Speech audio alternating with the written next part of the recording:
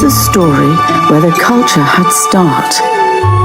And now, let me take you on a journey. So welcome to Wonderland, Indonesia.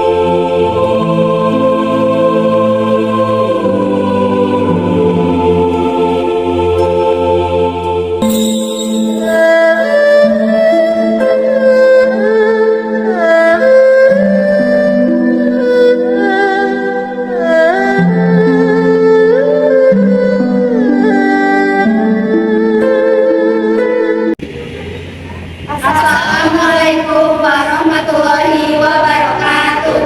Izinkan kami untuk memperkenalkan diri. Kami dari kelompok 4 konsep dasar IPS. Perkenalkan, nama saya Syahrini Karisani. Saya Syainal Musjadi. Saya Anissa Pramukta. Saya Rizky Iqbal. Saya Zahra Rahman. Saya Amelia Jidani. Saya Wafanul Aulia.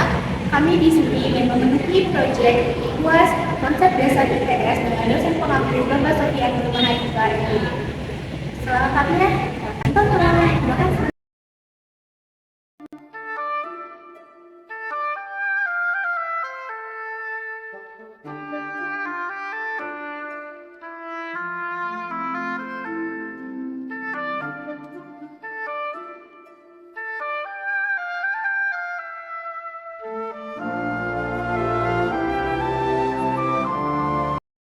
Kamu kenapa nih? Kok kelihatannya pusing banget? Iya, ini aku bingung aja gitu tentang kerajaan Buddha sama kerajaan Islam. Gimana sih gitu? Belum tahu, pengen tahu gitu. Kalau masih bingung, kita simak yuk penjelasan berikutnya. Bagaimana sih prinsipnya kerajaan Islam di Indonesia? Kerajaan Islam di Indonesia masuk pada abad 7 dan 8 dan dibawa oleh para pedagang Arab, tetapi berkembangnya pada abad ke-11 dan 12. Kerajaan Indonesia itu pertama masuk di wilayah Aceh dan Sumatera lainnya. Dan para tokoh kerajaan Indonesia itu ada di Wali Songo. Di antaranya ada Sunan Gunung Jati, Sunan Gresik, Sunan Kalijaga, Sunan Bonang, dan lain-lain. Nah, di sini juga ada kerajaan Islam. Yang pertama yaitu kerajaan Samudra Pasai. Kerajaan ini merupakan kerajaan yang bercorak Islam pertama kali di Indonesia. Nah, berdiri pada tahun 1627 Masehi yang didirikan oleh Sultan Malik As-Saleh. Kerajaan ini terletak di pantai utara Aceh. Nah, kerajaan ini juga memiliki beberapa peninggalan. Yang pertama yaitu nisan Sultan Malik As-Saleh, yang kedua yaitu nisan Sultanah Nur Aisyah, yang ketiga yaitu makam Ratu Al-Aqla. Nah, yang kedua ada kerajaan Demak. Kerajaan Demak terletak di Jawa Tengah. Kerajaan ini berdiri pada tahun 1475 Masehi yang didirikan oleh Raden Patah. Kerajaan ini juga memiliki beberapa peninggalan. Yang pertama yaitu makam Sunan Kalijaga, yang kedua Masjid Agung Demak, yang ketiga beduk dan kentongan. Dadah. Baik, yang selanjutnya ada kerajaan Mataram Islam. Kerajaan ini didirikan pada tahun 1586 di Yogyakarta oleh Ki Ageng Pamanahan. Namun pada tahun 1755 melalui perjanjian Giyanti, kerajaan ini terbelah menjadi dua bagian. Yang dipimpin oleh Pakuwono terletak di daerah Surakarta dan yang dipimpin oleh Mangkubumi terletak di Yogyakarta. Peninggalannya adalah Masjid Agung Kertanegara. Lalu ada kerajaan Ternate.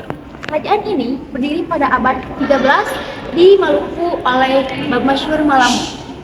Kerajaan Ternate berkembang menjadi kerajaan Islam yang maju dan berkembang. Hingga kini kerajaan Ternate masih ada, walaupun tidak memiliki kekuasaan politik. Peninggalan kerajaan Ternate adalah Istana Sultan Ternate, Kerajaan Goa dan Talo. Kerajaan Goa dan Talo terletak di Sulawesi Selatan dan saling berhubungan baik. Kedua kerajaan ini dikenal dengan Kerajaan Makassar. Raja-raja yang memerintah Kerajaan Makassar adalah Sultan Alauddin, Sultan Hasanuddin, dan Raja Makassar, berdiri pada tahun 1565 sampai 1593. Peninggalan Kerajaan Goa dan Talo adalah Masjid Jalak Kertani. Selanjutnya ada Kerajaan Tidore. Kerajaan Tidore berdiri pada tahun 1486 Masehi. Kerajaan Tidore mencapai puncak kejayaan pada masa Sultan Nuku. Peninggalan Kerajaan Tidore adalah Benteng Tore Taluha dari Istana Ki. Selanjutnya ada Kerajaan Banten. Kerajaan Banten terletak di Banten. Kesultanan Banten didirikan oleh Maulana Hasanuddin pada tahun 1552 Masehi. Peninggalan Kerajaan Banten adalah Masjid Agung Banten. Secara geologis, letak dan kedudukannya, Kerajaan Aceh sangat strategis di sekitar Selat Melaka. Kerajaan Aceh berdiri pada tahun 1496. Kerajaan Aceh terletak di Pulau Sumatera bagian utara. Sultan yang memerintah Kerajaan Aceh adalah Sultan Ali Muhayyad Shah. Kerajaan Aceh mencapai masa kejayaannya pada pemerintahan Sultan Iskandar Muda. Peninggalan Kerajaan Aceh yaitu Masjid Raya Baitur Rahman, Taman Sari Gunungan, dan Makam Sultan Iskandar Muda. Proses masuknya pengaruh agama Hindu-Buddha ke Indonesia melalui hubungan perdagangan India dengan Indonesia. Agama Hindu tersebar luas di berbagai wilayah Indonesia, terutama di Jawa, Bali, Sumatera. Sejak abad ke-5 dan ke-4, pengaruh agama dan kebudayaan Hindu di Indonesia, datanglah agama Buddha ke Indonesia. Agama Buddha masuk ke Indonesia melalui jalur perdagangan, juga bahkan dilakukan secara sejak abad ke-7 Masehi. Hindu berkembang pesat dan luas di wilayah Indonesia dengan pusat kerajaan Sriwijaya. Kerajaan Kutai yaitu kerajaan yang terletak di Sungai Mahakam, Kalimantan Timur.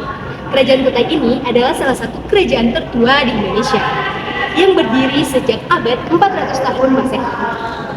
Di kerajaan Kutai ini juga raja yang terkenal yaitu Raja Murlawarman yang kisahnya tercatat di 7 buah prestasi Yupa.